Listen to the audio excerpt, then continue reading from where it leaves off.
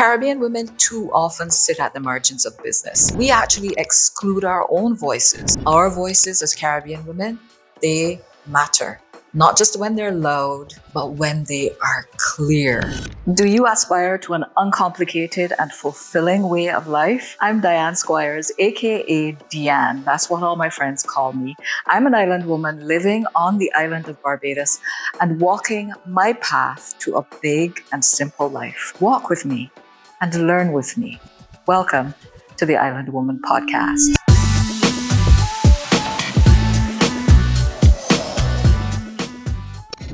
This is episode 2 in our Clarity series, where we get crystal clear about our vision for what comes next as we forge new paths to success. Today, we're exploring the often uncomfortable topic of talking about our work. Not puffed up self-promotion, but speaking clearly, meaningfully, and factually about what we offer and who it's for, while being completely true to ourselves in the process. The Clarity series is brought to you by Made Alive Design & Co., the visual storytelling team that helps bring the Island Woman podcast to life. From podcast editing to motion graphics to packaging design, they help entrepreneurs, consultants, creatives, and change makers present their work with clarity and style.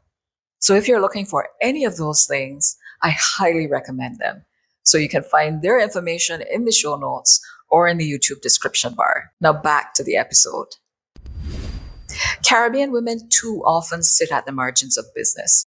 And there are many reasons why. Think of how we have to split our time and energy between work and home, financial access, how we're perceived as women. For those of you who are interested, it's really worth digesting a study by the Inter-American Development Bank to learn more about those reasons and what women entrepreneurs say. It's called Marginalization and Gender, Tracking the Experiences of Caribbean Women Entrepreneurs, 2015 to 2018. I read the publication and it made me reflect. After all those things, those systemic reasons why we may be marginalized, I think one reason that Caribbean women sit at the margins of business is that we actually exclude our own voices. We don't speak up. Therefore, we don't get heard, and our quiet is taken as a lack of confidence. And I can guarantee you that our perceived lack of confidence is losing us respect, customers, and money. So I think for those of us forging new paths to success, creating our own businesses, our own job titles, we can start moving from the margins of business to the center by including our own voices in conversations about work and business, by speaking clearly about our work. And we don't have to show off to do that, but we always have to show up for ourselves. I love seeing women do what they're great at. I remember collaborating with another consultant on a project. I'd never worked with her before, but we had to conduct a workshop together, and watching her work, I was blown away. She was exceptionally prepared, knew the subject matter inside out, and knew what she wanted to get out of the people taking part. The participants, they really got involved in the entire process. And as a result, they offered incredible insight and recommendations from their small group sessions. Now, of course, I knew from talking to this lady beforehand that she was intelligent and she knew her stuff. But seeing her in action, that was like 1,000 times better. There was absolutely no question she was good. But sometimes the work we do isn't something everyone gets to see. If you're running a business or you're starting a business or you're self-employed, the best thing is to be able to show your work, yes. The next best thing is to get other people to show or speak favorably about your work.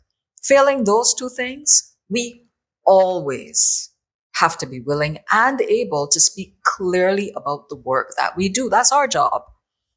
And it will be necessary if we want to stay in business.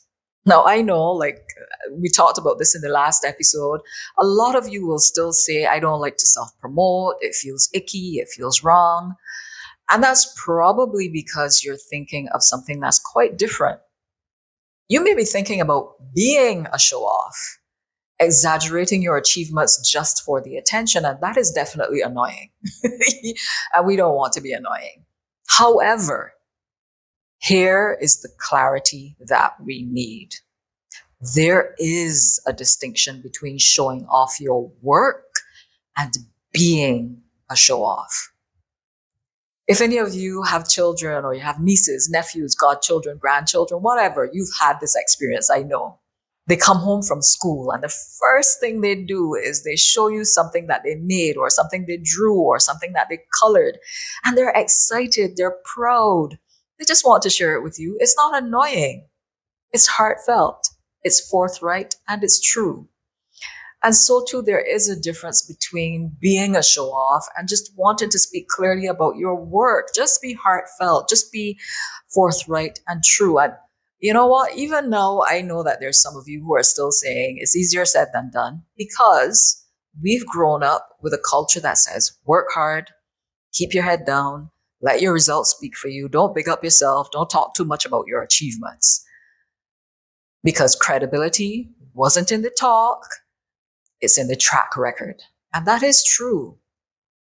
Except that when it is time to talk clearly about your work, we freeze up because it feels like we're breaking some unspoken rule.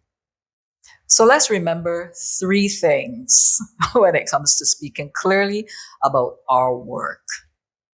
The first thing is be like the children. It's okay to speak with excitement and pride about your work. Don't think that you have to mute your emotions to be more professional. Your excitement will draw people in. If you're excited about the work that you do, talk about it like that. Be excited. Be proud. That is as sincere as it gets. There's no exaggeration there. Number 2, state the facts. What is it that you do? How do you help? Who do you help? What have they said about how you've helped them? How have you trained or studied to give this help? Keep a record of the facts and just state the facts. But this is the thing. Number 3 is give examples of your work because the facts, they only go so far. They don't necessarily paint a complete picture. You know, when you cook food and you put in all the main ingredients, but you forget the seasoning, then it's bland. It's kind of like that. Examples add the seasoning that gives those facts flavor and taste. So keep a mental or physical record of the work that you've done and be ready to talk about the most memorable projects, programs, or instances that demonstrate clearly what you did and what you achieved. Be ready to talk about where you did the work, what it entailed, how you prepared, how you felt about it. Think about a work project that just beautifully encapsulates what you do and tell the story. It doesn't have to be long-winded, but it does need to hit those major points. Who, what, where, when, why, and how. So again, when it comes to speaking clearly about your work, 1, it's okay to speak with excitement and pride. Bring the emotion. 2, state the facts about what you do. And 3, give examples of your work. Flavor the facts and give it taste. And if you are ready to be seen and heard more clearly for whatever your next big opportunity is, or simply for yourself, I would love to support you. The Rooted and Ready Clarity and Visibility Package is a personalized one-on-one experience where we craft your story, your message, and your visibility map. So you can show up with clarity, but not with overwhelm. So book a discovery call with me to learn more. I will leave the link in the YouTube description and in the show notes.